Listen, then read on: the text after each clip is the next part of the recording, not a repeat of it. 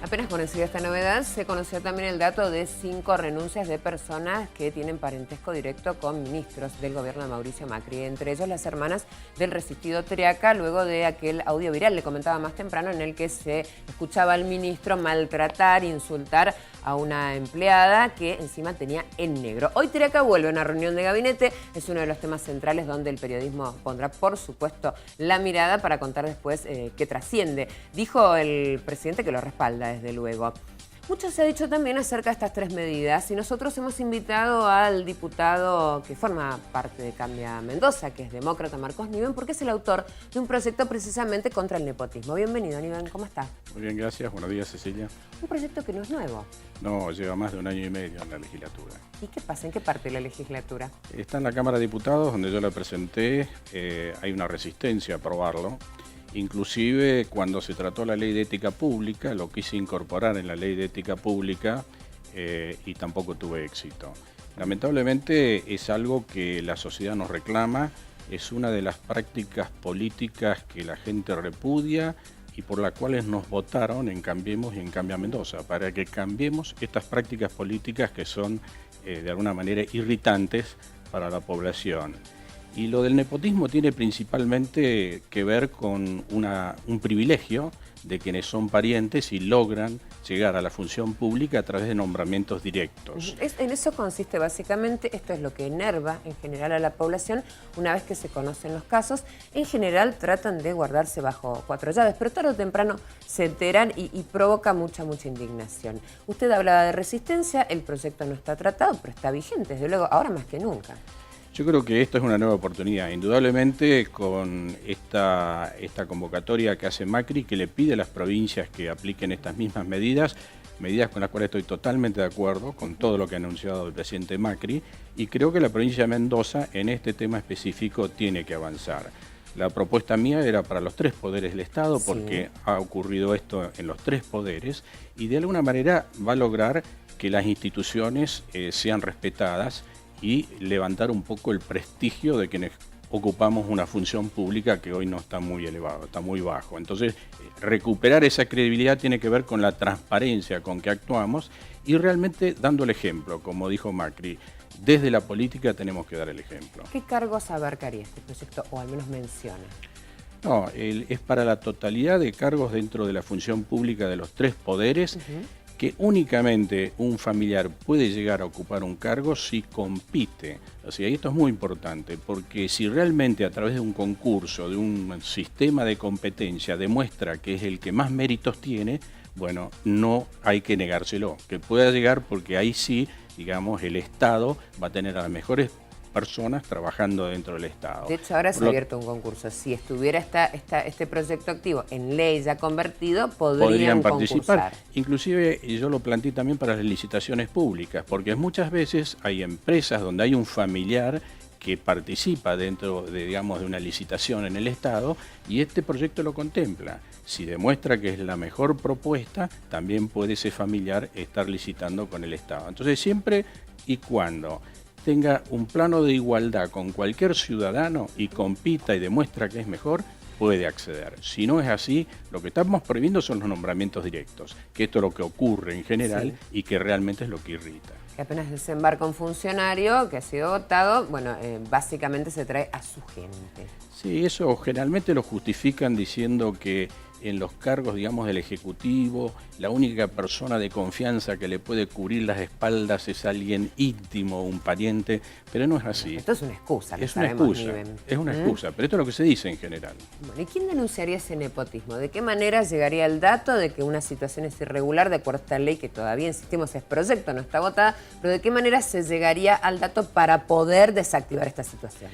Bueno, indudablemente hay que hacer denuncias, hay distintos organismos de control que podrían intervenir, y en los organismos de control también hay un proyecto interesante. Ahora se está hablando de la jubilación, por ejemplo, de Salvador Farrugia en el Tribunal de Cuentas. Sí. Yo también entiendo que quienes lleguen a los organismos de control tienen que ser personas que no estén totalmente identificados con un partido político, que demuestren una independencia suficiente para poder ejercer con imparcialidad ese cargo. Esto bueno, parece que se cae de maduro. ¿Usted considera en un organismo de control de determinada gestión de gobierno de una empresa en un gobierno determinado se tienen personas del mismo signo político. Pasó con el EPAS, pasó con el EPAS. Bueno, en definitiva, ¿cómo es posible que esto ocurra? Bueno, esto ocurre y indudablemente, mira para otro lado? Indudablemente atenta contra el buen funcionamiento del sistema democrático y condiciones básicas de república, que es la independencia que tienen que tener los poderes para actuar con total imparcialidad. Esto no ocurre tampoco. Por eso también es importante que quien vaya a asumir como en la Corte Suprema de Justicia o en el Tribunal de Cuentas o como fiscal del Estado no esté totalmente identificado con un partido político o por lo menos haya estado 4 o más años fuera de la actividad. Exacto. Como para que garantizar un poco la imparcialidad. Lo que ocurre generalmente es que se busca un ministro, un secretario, un diputado, un senador y se lo pone.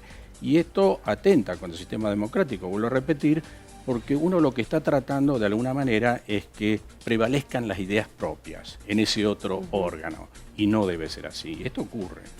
¿Cree que encontrará mayor resistencia en alguno de los 3 poderes? Su proyecto ya lo conocen, evidentemente, hace 1 año y medio que está durmiendo en la legislatura. Es fundamental en la legislatura, es fundamental que la Cámara de Diputados esté dispuesto a tratarlo y avance con esta iniciativa. Creo que es una demanda, es un compromiso que asumió Cambia Mendoza y Cambiemos, hoy lo está anunciando el presidente, y debemos de alguna manera cumplir con ese compromiso. Le pregunto lo de la resistencia por la tristemente célebre familia judicial, como se conoce, ¿no? Y el caso de Nanclares, que bueno, fue... Sí, pero en este caso no votan, o sea, es pura y exclusivamente una responsabilidad de la legislatura. Primero de la Cámara de Diputados, donde está el proyecto, y después de la Cámara de Senadores. ¿Considera que tendrá un espaldarazo, que la gente podría de alguna manera presionar, digo, el ciudadano común de a pie?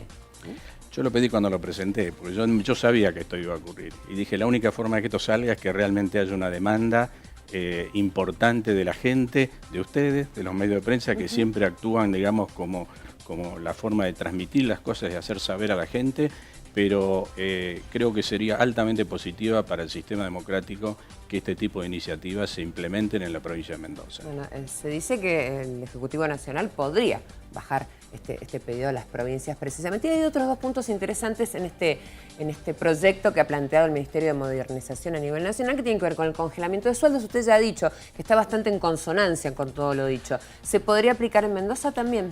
Yo creo que es necesario. Es un gesto, es dar el ejemplo, y en una provincia que ha mejorado muchísimo.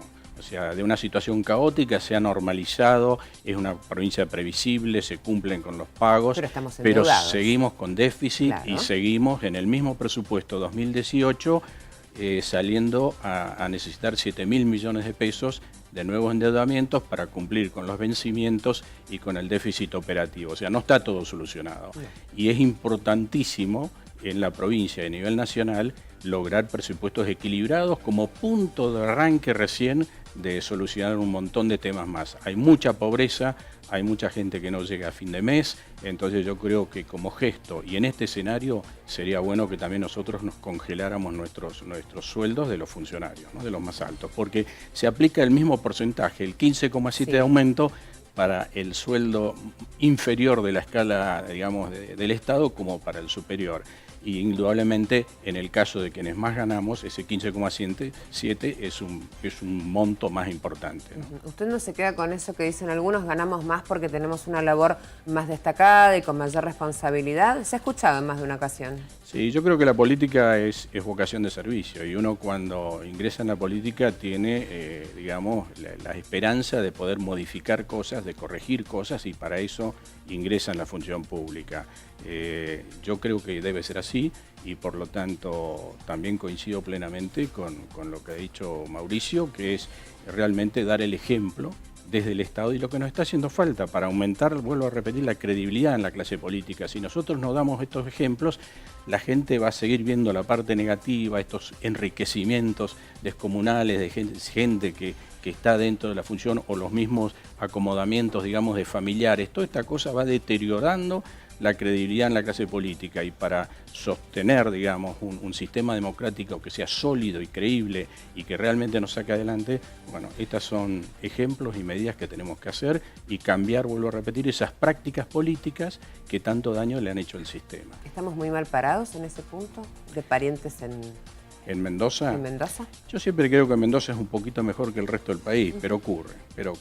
Ocurre y sin lugar a dudas todavía no logramos, digamos, tener un aparato estatal de acuerdo a las posibilidades económicas. O sea, está sobredimensionado el aparato estatal, los gastos, digamos, del Estado son demasiado grandes para lo que puede aportar el sector privado y la gente en general con sus impuestos, y estas son correcciones estructurales que hay que hacer y que en Argentina llevamos años sin poder hacerlas.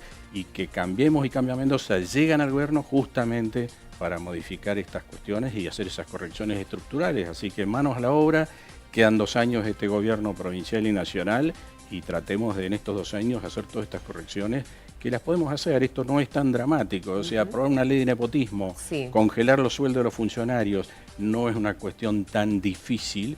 Es fácilmente implementable. Ahora usted debe ser, discúlpeme Niven, usted tal vez coincida con mi apreciación, una oveja negra, porque si usted presenta un proyecto de estas características que tiene un objetivo tan importante, que tanto puede servir no solo para la provincia, para la democracia en general como sistema, y otros no votan, no sale el proyecto adelante, se cajonea, nadie dice nada al respecto. ¿Qué sensación tiene un diputado que elabora un proyecto así?